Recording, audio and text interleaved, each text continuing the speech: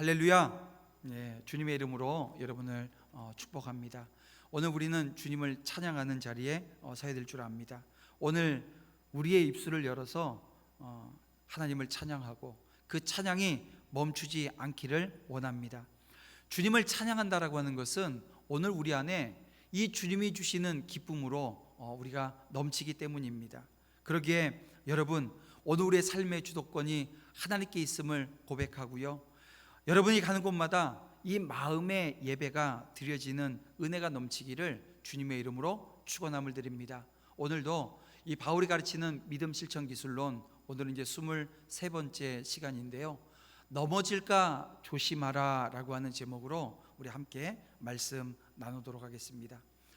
여러분, 8장 1절에서 그 우상의 제물로 바쳐졌던 고기를 먹을 수 있는가 라고 하는 그 주제를 가지고 시작되어진 오늘 본문 말씀이 지금 계속 전개되어지는데, 여러분, 이 우상의 제물로 바쳐진 그 고기를 먹을 수 있는가라고 하는 이 질문에 대한 이 답이라고 하기에는 이 너무 광범위하게 퍼져나가 있는 듯한 인상을 우리가 느끼게 되어집니다.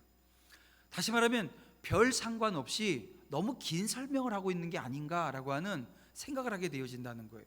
그런데 여러분, 바울이 이 간단한 질문 앞에 왜 이렇게 많은 지면을 활용해서 지금 이 고린도 교인들에게, 그리고 지금 이 고린도서를 읽고 있는 저와 여러분에게 말씀하고 있는 것일까요? 그것은 이 질문을 하고 있는 자들의 이 진위를 꿰뚫어 보고 있기 때문에 그렇습니다. 그러니까 이 질문은 간단한 질문이지만 이 질문이 나오게 되어진 그 배경을 보게 되어지며, 그리고 그 배경 속에 어떤 그들의 마음이 자리 잡고 있는가라고 하는 것을 알게 되어지면, 이게 지금 바울처럼 이런 긴 설명으로 그들이 그 삐뚤어진, 왜곡되어진 그 자리에서 나올 수 있게 되어지는 것입니다. 그렇습니다. 이 질문의 배후에 있는 아주 심각한 영적인 문제가 있었다는 것이고요, 바울은 그것을 알고 있기에 그 영적인 문제를 다루는 것입니다. 여러분, 바울이 꿰뚫어 본 그들의 영적 상태는 어떤 것이었고, 또 이것에 대한 해결책이 무엇입니까? 오늘 말씀을 통해서 우리가 함께 따라가, 그리고 오늘 우리의 삶에 혹여 그런 모습이 남아있다고 한다면 우리도 이 시간 회개하고 돌이키는 은혜가 넘쳐나기를 주님의 이름으로 축원함을 드립니다. 여러분, 지금 바울은 기억하라는 거예요.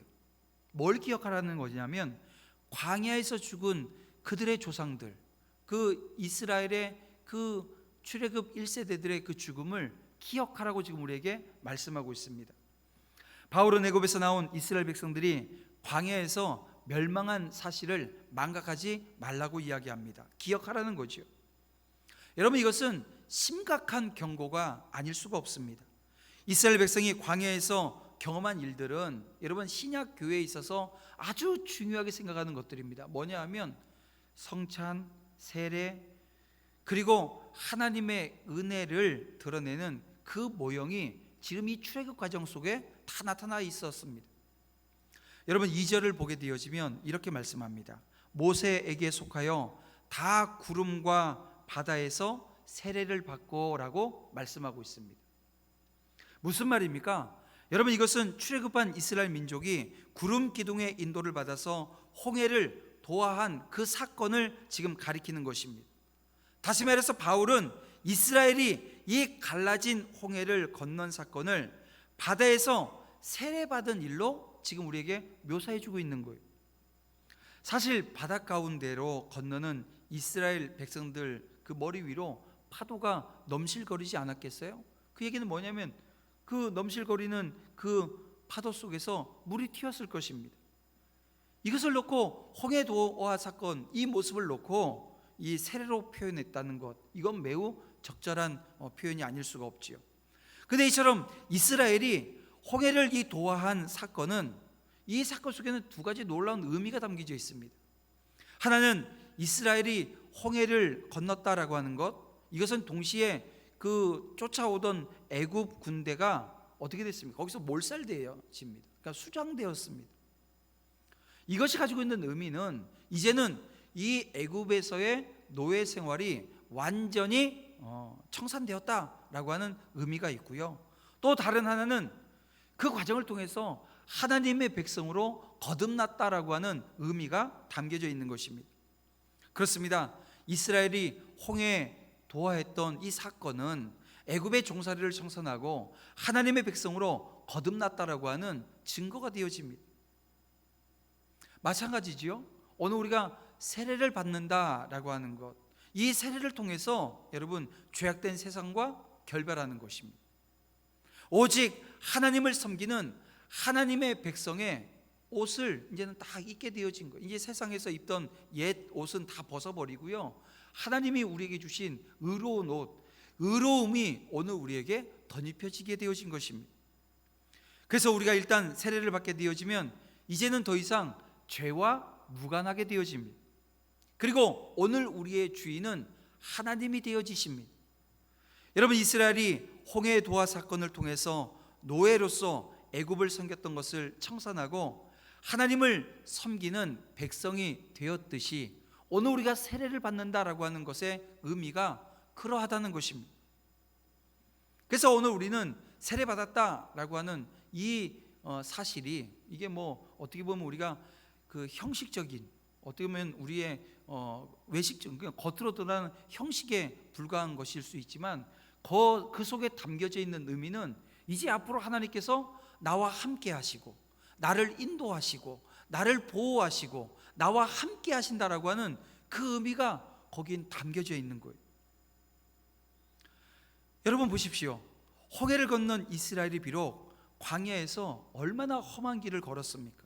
하지만 하나님께서 인도하시지 않으셨던 적이 있어요? 없습니다. 여러분, 그들이 광야 40년 생활 동안 어떻게 했습니까?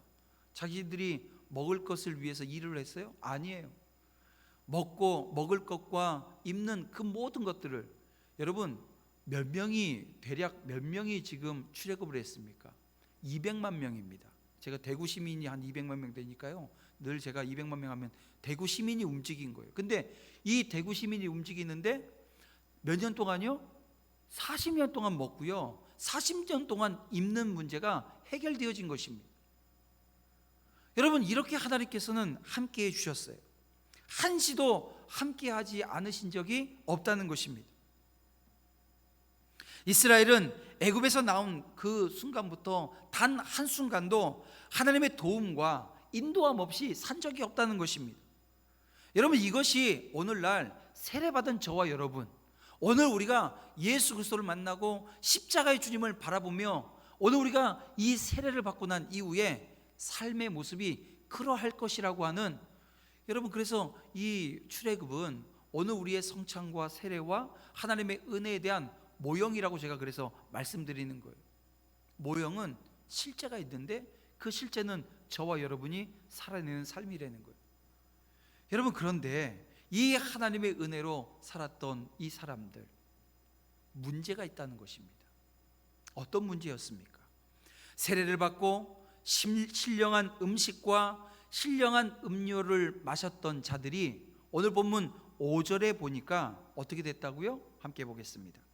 그러나 그들의 다수를 하나님이 기뻐하지 아니하셨으므로 그들이 광야에서 멸망을 받았느니라 라고 말씀하고 있습니다.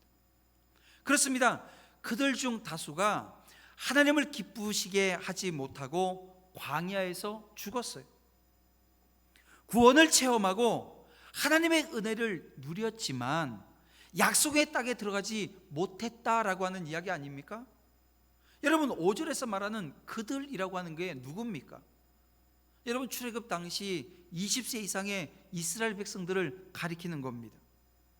그들은 하나님의 능력과 하나님의 살아계심을 생생하게 체험한 자들입니다.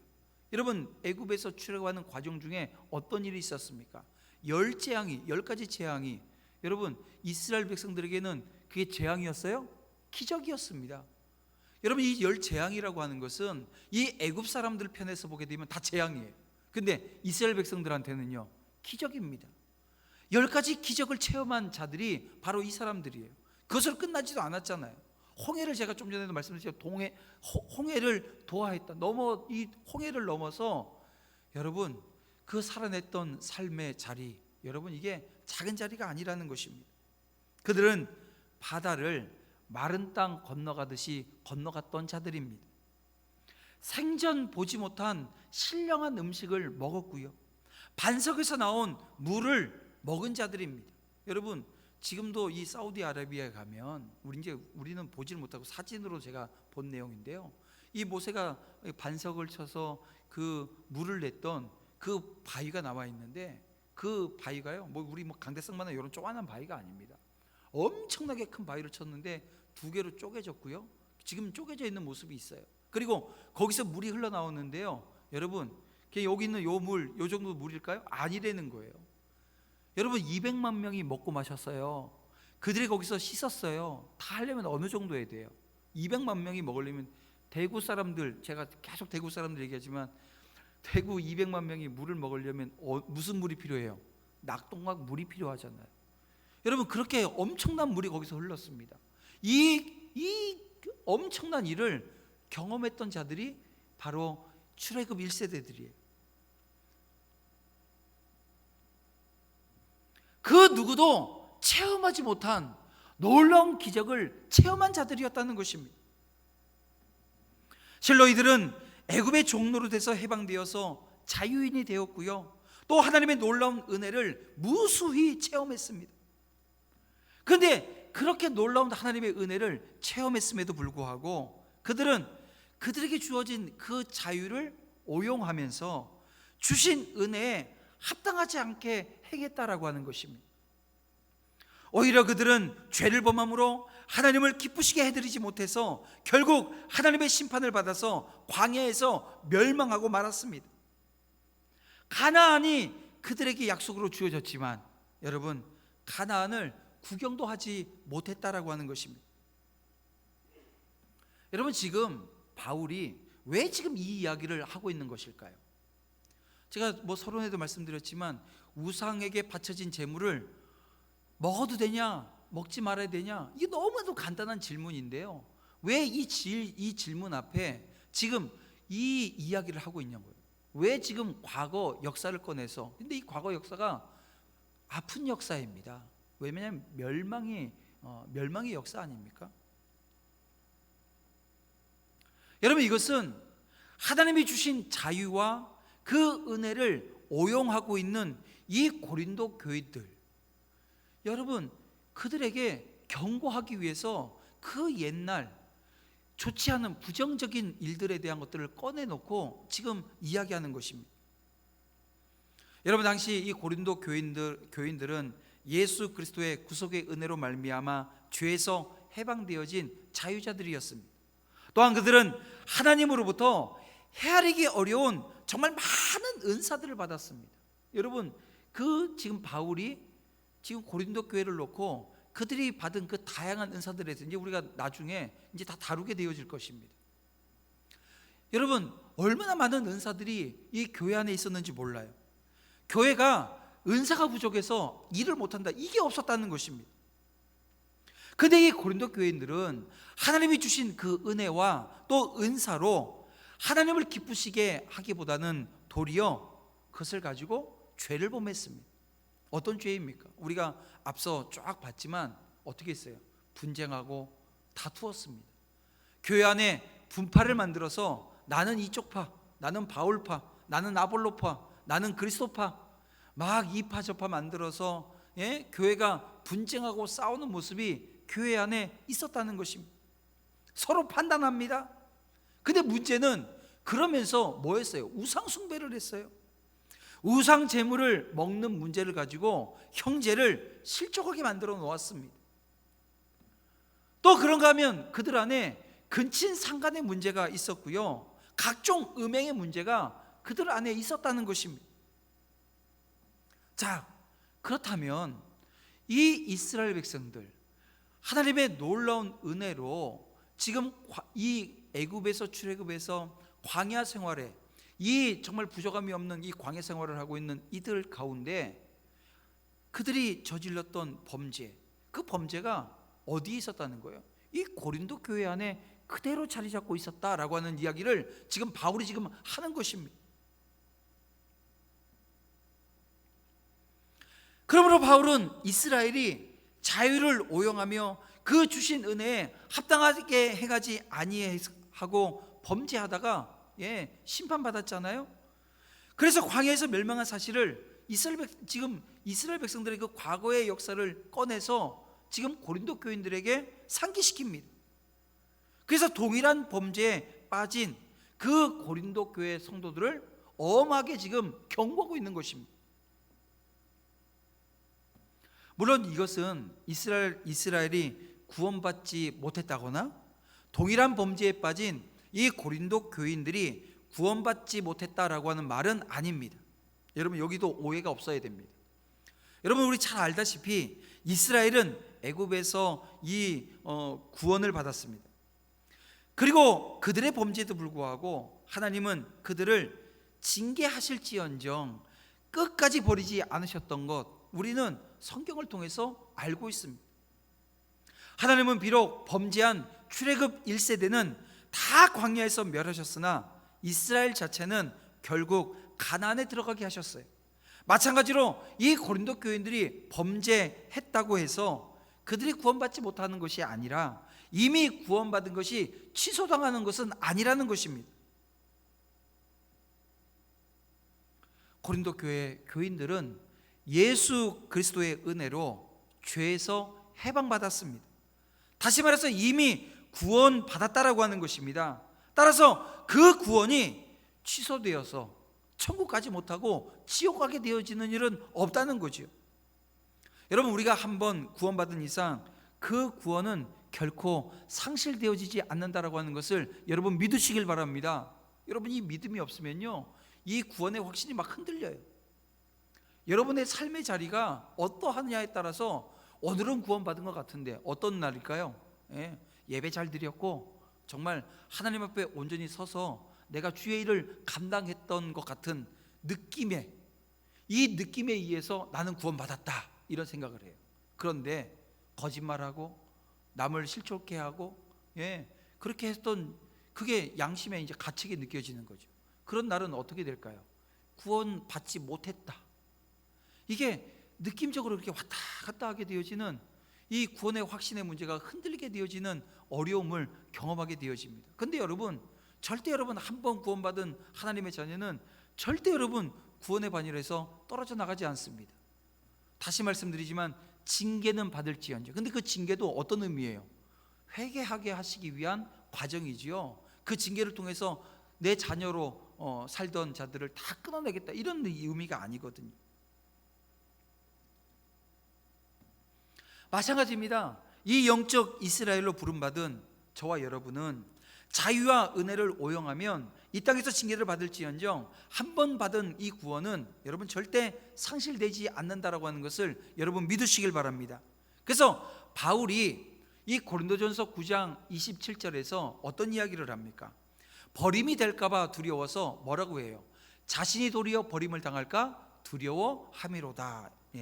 어떻게? 그래서 자기를 쳐서 폭정시켰다라고 하는 이야기를 하는데요, 이것을 오늘 본문 5절에서는 뭐 어떤 표현을 쓰냐면 멸망이라고 하는 단어를 써서 이 바울이 9장 27절에서 버림받을까 봐 두려워했던 그 마음을 이렇게 묘사하고 있습니다. 말하자면 징계를 받고 상급을 잃는다라고 하는 의미가 되어지는 것입니다. 여기서 말하는 멸망이라고 하는 것은 징계를 받고 상급을 잃어버리는 거예요. 구원받지 못한다라고 하는 이야기가 아니라는 것입니다. 사랑하는 성도 여러분, 오늘 우리도 죄에서 해방되어진 자유자들입니다. 또 수없이 많은 신령한 은사들을 받은 자들인 줄 여러분 믿지요? 그래서 오늘 우리는 자유자로서 또 신령한 은사를 입은 자로서 그에게 합당하게 행해야 된다는 거예요. 우리의 자유와 우리의 은사로 또 하나님을 기쁘시게 해드려야지 그것을 죄와 자신의 신리를 얻게 되어지는 기회와 방편으로 삼게 되어지는 것, 이게 바로 오용하는 것입니다. 그리고 오용해서는 안 된다고 여러분 말씀하잖아요. 하나님이 우리에게 자유와 각종 신령한 은사를 주신 것은 하나님을 위해서, 하나님의 영광을 위해서 살도록 하기 위함입니다. 따라서 그에 합당하게 살지 못하게 되어지면 여러분, 징계를 피할 수 없다는 것입니다. 그러므로 우리는 하나님의 징계가 두려워서가 아니고요, 하나님의 은혜에 감사해서 오늘 우리에게 주어진 이 자유와 또 은혜를 오로지 하나님을 위해서 사용하는 신실한 주의 백성들이 다 되어야 될 줄 믿습니다.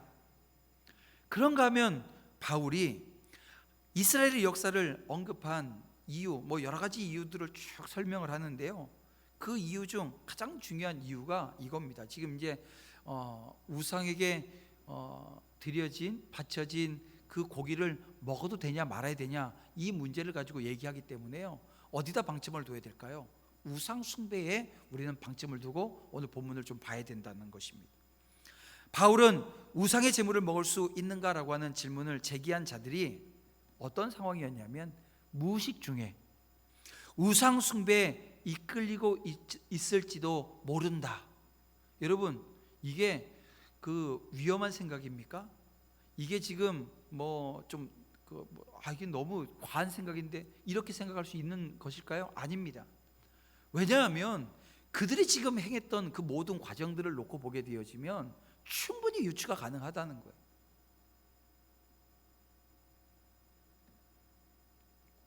우상 숭배를 정당화하기 위한 핑계일 수 있다라고 하는 것이 이 바울이 지금 가지고 있는 생각일 수 있습니다. 그렇게 바울은 비록 예수님을 영접해서 세례를 받고 성찬을 나누었다 하더라도 광야에서 이스라엘처럼 멸망받을 수 있다, 지금 이 경고를 지금 하고 있는 거예요. 혹시 있을지 모르는 악한 생각에 그 뿌리를 뽑아버리겠다는 것입니다.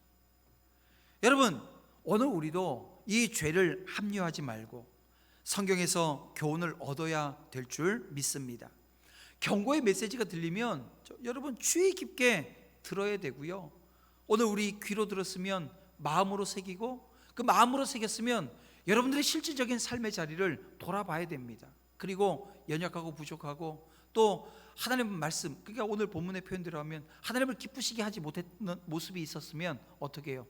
회개하고 돌이키는 은혜가 저와 여러분의 삶 가운데 넘쳐나야 될 줄 믿습니다. 그런가 하면 이 바울이 이스라엘이 과거에 범한 그 죄를 기억하라고 이야기하고 나서 이제 우리에게 이야기하는 것은 죄를 범하지 말라라고 하는 이야기를 합니다.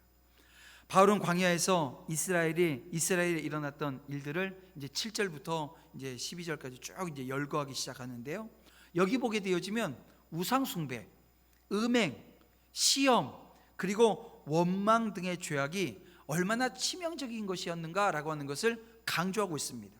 다시 말씀드려 볼게요. 우상 숭배, 음행, 시험, 원망. 여러분, 그러면서 6절에서 이러한 일을 우리에게 본보기가 되어 우리로 하여금 그들이 악을 즐겨 한 것 같이 즐겨하는 자가 되지 않게 하려 함이니라고 말씀합니다. 그리고 11절에 보니까 그들에게 일어난 이런 일은 이라고 또 얘기를 해요. 그들에게 일어난 이런 일은 본보기가 되고 라고 말씀하고 있는데요, 여기서 6절에서 말하고 있는 이러한 일, 그리고 11절에서 말하고 있는 그들에게 일어난 이런 일이라고 하는 것은 7절부터 10절까지 언급하고 있는 이스라엘의 죄악으로 인해서 하나님의 심판이 임했던 것을 말하는 것입니다. 그런데 이것을 기록하는 이유가 뭐라고요?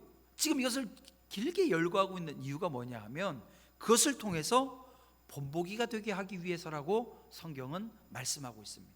6절에서도 11절에서도요. 근데 우리 개역한 걸, 우리 예전에 봤던 그 개역한 걸은 이 본보기를 거울이라고 번역해 놓았어요. 거울이라고.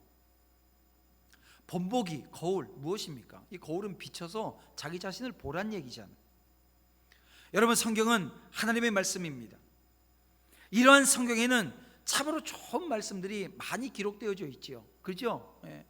그런데 성경에 좋은 말씀만, 오늘 우리에게 긍정적이고 유익한 말씀만이 있는 것이 아니라 여러분, 입에 담기도 수치스러운 그런 일들이 이 성경에 많이 기록되어져 있잖아요. 가인이 아벨을 살해한 사건, 이것은 형이 동생을 그냥 죽인 게 아니라 돌로 쳐 죽인 사건입니다.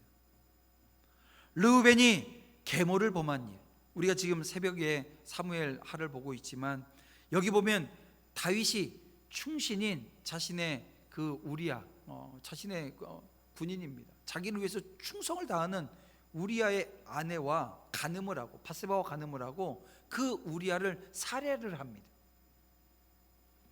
압살롬이 그 아버지 다윗 왕의 후궁들을 백주대낮에 범해요. 여러분, 이런 일들은 사실은 우리가 이게 예수 믿으면서 오늘 성경 안에 이런 일들이 기록되어져 있다라고 하는 것이 때로는 수치스럽게 여겨집니다. 여러분 어떻습니까? 이 장면들을 보면서 오늘 우리가 수치스러운 마음이 든다고 한다면, 여러분 이것을 오늘 성경은 뭐라고 말씀해요? 거울 삼으라는 거예요. 본보기 삼으라는 거예요. 그래서 어떻게 하라는 거예요? 경계하라는 거예요. 수치스러운 기록도 오늘 우리 자신을 돌아볼 수 있는 시간으로 삼아야 된다는 것입니다. 우리도 얼마든지 그 자리에 설 수 있다는 거예요. 오늘 우리가 예수 믿었지만, 예수 믿고 지금 하나님의 자녀로 지금 부름받아서 거룩한 그 길을 가기 위해서 무단히 애쓰고 있지만 한순간입니다. 여러분, 이 신앙의 이 나태함이라고 하는 게 그냥 오는 게 아닙니다. 모든 것이 잘 되어질 때, 모든 것이 편안할 때, 모든 것이 우리가 다윗이 얘기하는 그 푸른 초장이라고 느껴지는 그 환경 속에서 오늘 우리에게 다가오게 되어지는 것입니다.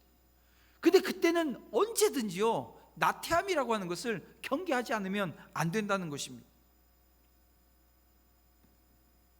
어쨌든 분명한 것은 바울은 로마서 8장 35절에서 뭐라고 말씀합니까? 누가 우리를 그리스도의 사랑에서 끊으리요? 라고 말씀하고 있다는 것입니다. 여러분, 하나님이 자기 백성을 버리지 않으신다라고 하는 말씀 아니에요? 이것을 강조했던 것이 바로 사도 바울이었습니다. 여러분, 그렇다고 해서 사도 바울이 이 죄악에 대해서, 이 죄에 대해서 간과했다, 무시했다, 여러분 이것은 착각입니다. 절대 그렇지 않습니다.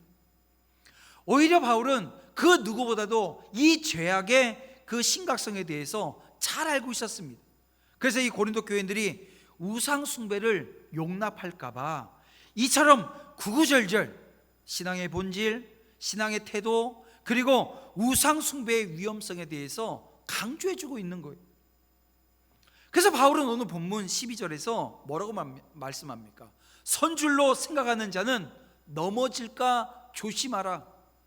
여러분, 푸른 초장은 내가 다 서 있는 것처럼, 하나님 없이도 내가 살 수 있는 것처럼, 지금 여러분 우리의 모습이 그렇잖아요. 여러분, 하나님 없이도 살 수 있을 것 같은 생각 안 드셔요? 지금 우리가 코로나 오기 전만 하더라도요, 여러분 오늘 어땠습니까? 오늘 우리는 하나님 없이도 우리가 살 수 있는 것처럼, 내 힘과 내 능력으로 충분히 살아낼 수 있는 것처럼, 여러분 혹여 교만했고 오만한 모습으로 하나님 앞에 서 있지 않으셨는지요? 이 코로나로 인해서 여러분 안전의 위험이 오니까 오늘 우리는 하나님을 바라보게 되어집니다. 사망의 음침한 골짜기에서 주님을 바라보게 되어진다는 것입니다. 선줄로 생각했던 자가 그 위험한 상황에 다시금 하나님이 주시는 경고의 음성을 듣지 않을 수 없게 되어진 것이지요. 자, 그러면 오늘 본문에서 말하는 이 선줄로 생각하는 자, 내가 서 있다, 내가 섰다 라고 생각하는 자는 어떻습니까? 스스로 믿음이 강한 자라고 생각하는 자들을 가리킵니다. 여러분, 아이들을 키워보면 다 그 경험들이 있을 거예요. 애들이 처음에는 이게 뒤집지도 못하잖아요. 근데 뒤집지 못한 애가 뒤집어요. 뒤집더니 배밀이를 하기 시작하면서 조금씩 기어요. 그러면서 손으로 기기 시작하고, 앉아서 기기 시작하고, 뭘 잡고 일어나기 시작하고, 일어나서 이제 걷기 시작하면, 이게 좀 걷기 힘들 때는 손 잡아달라고 손을 이렇게 내야 돼. 그러면 손가락 내주면 딱 잡고 걷잖아요. 어느 정도 이제 지가 걸을 줄 안다고 생각이 딱 들면 어떻게 해요? 손 잡아주면 손을 탁 쳐버려요. 그 조그만한 녀석이 손을 탁 쳐버린다고, 자기 혼자 걸을 수 있다고. 그리고 나가서 넘어지면 어떻게 해요? 악 울면서 엄마를 쳐다보는 모습. 여러분 그 경험들 해보셨을 거 아니에요. 여러분, 이 선줄로 생각하는 이 어린 아이의 모습이 오늘 우리의 모습이라는 거예요. 당시 고린도 교회에는 선줄로 생각하는, 다시 말하면 스스로 믿음이 강하다고 생각하는 자들이 있었습니다. 이들은 자신들이 그리스도 안에 있음으로 인해서 모든 일에 자유하다고 생각을 했어요. 또 이들은 우상은 아무것도 아니며 따라서 우상의 재물을 먹는 것도 아무런 문제가 될 것이 없다고 생각을 했습니다. 자, 이들의 생각이 틀렸습니까? 아닙니다. 맞습니다. 그런데 문제는 이들이 이러한 생각으로 서슴없이 죄를 짓고 우상 숭배에 참여하더라는 거예요. 이 우상은 아무것도 아니니까 상관없다는 거죠. 여러분, 생각을 해보세요. 그랬다는 그런 모습을 오늘 우리 눈앞에 지금 보여졌다고 한번 생각을 해보십시오. 근데 이들이 가지고 있는 모습이 뭐냐면, 그럼에도 불구하고 마치 모든 것을 다 아는 양 오만하며 믿음이 강하다고 자만하여 죄 가운데 행함으로 도리어 넘어질 위기 가운데 있었다는 것입니다. 물론 그들은 이 사실에 대해서 알았을까요? 몰랐을까요? 까맣게 모르고 있었습니다. 그러므로 바울은 하나님의 선민으로 택함받은 이 선조 이스라엘의 이 실족했던 사례들을 제시하면서 그들도 그러한 형편에 처할 수 있다라고 하는 것을 아주 엄중하게 경고해 주는 것입니다. 성도 여러분, 오늘 우리 공동체에도 자타가 인정하는 믿음의 강한 분들이 있습니다. 또 그들 중에는 신앙의 지식이 풍부하신 분들도 있고요. 여러분, 이것은 참으로 좋은 일이 아닐 수가 없어요. 물론 성도는 다 믿음이 강하고 신앙적인 지식이 풍부해질 수 있도록 노력하고 또 노력해야 합니다. 왜냐하면 신앙의 지식이 풍부해야 하나님의 뜻을 알고, 그 뜻을 알게 되어지면 그 뜻에 합당한 삶의 자리, 그리고 이 공동체가 하나님의 뜻을 받들어 나아갈 수 있는 그 길이 열리기 때문에 그렇습니다. 그러나 우리는 이 신앙의 지식이 풍부하고 또 믿음이 강하다고 해서 절대 자만하거나 오만해서는 안 된다라고 하는 것입니다. 자기의 신앙이 완성된 줄로 생각해서도 안 됩니다. 여러분, 우리가 이 땅에 사는 동안 오늘 우리의 신앙은 절대로 완전해질 수 없어요. 이 땅에서 우리는 늘 불완전한 존재로 살아갑니다. 여러분, 그게 인생입니다. 또 신앙의 지식이 아무리 탁월하다고 해도요, 여러분, 그것은 지극히 짧은 것에 불과합니다. 여러분, 우리가 아는 수준이 어느 수준인 줄 아세요? 하나님이 우리에게 알려주신 것조차도 다 알지 못한다니까요. 여러분, 성경에 정말 하나님의 그 놀라운 지혜가 이 성경 안에 담겨져 있지만 여러분들이 다 알고 그대로 행할 수 있습니까? 불가능하잖아요. 그런데 어떻게 모든 것을 다 안다고 오늘 우리가 자만하고 오만해질 수 있겠습니까? 우리의 신앙이 완전하다고 모든 것을 다 안다고 생각하는 그 순간 오늘 우리는 넘어지기 일보 직전인 것입니다. 그래서 오늘 우리는 늘 자기 자신을 이 말씀으로 반추하는 삶을 살아야 됩니다.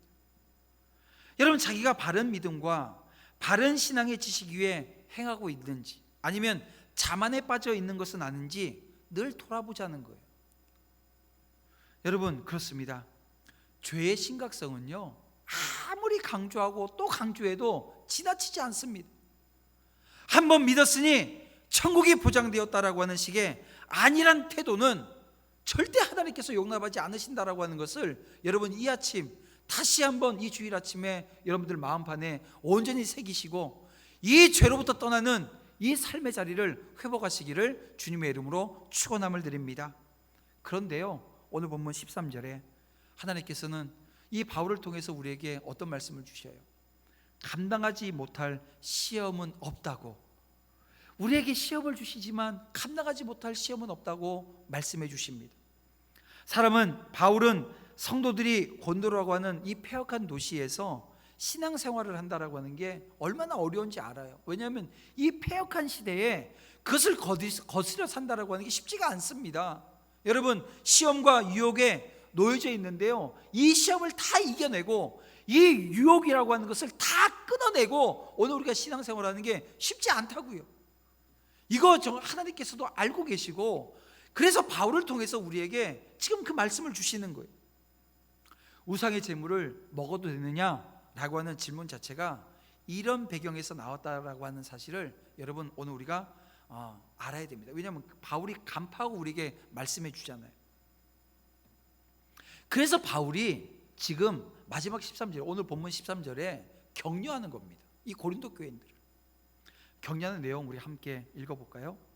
사람이 감당할 시험 밖에는 너희가 당할 것이 없나니 오직 하나님은 미쁘사 너희가 감당하지 못할 시험 당함을 허락하지 아니하시고 시험 당할 즈음에 또한 피할 길을 내사 너희로 능히 감당하게 하시느니라. 여러분, 우리는 죄를 지은 후에 그래서 이렇습니다. 어쩔 수 없었다, 내가 극복하기에는 불가능했다. 맞아요, 틀려요? 이건 절대 맞지 않습니다. 오늘 이 13절 말씀 때문에 오늘 우리는 핑계 대어질 것이 없습니다. 변명할 수 없다는 거예요.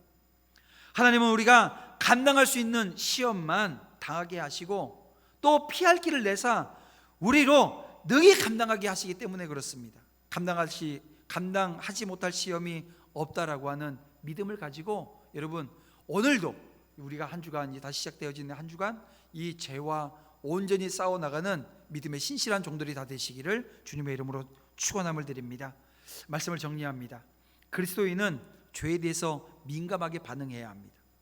한번 구원받으면 영원히 안전하다라고 하는 식의 안일한 태도는 거룩한 삶으로 이어지게 하지 못합니다.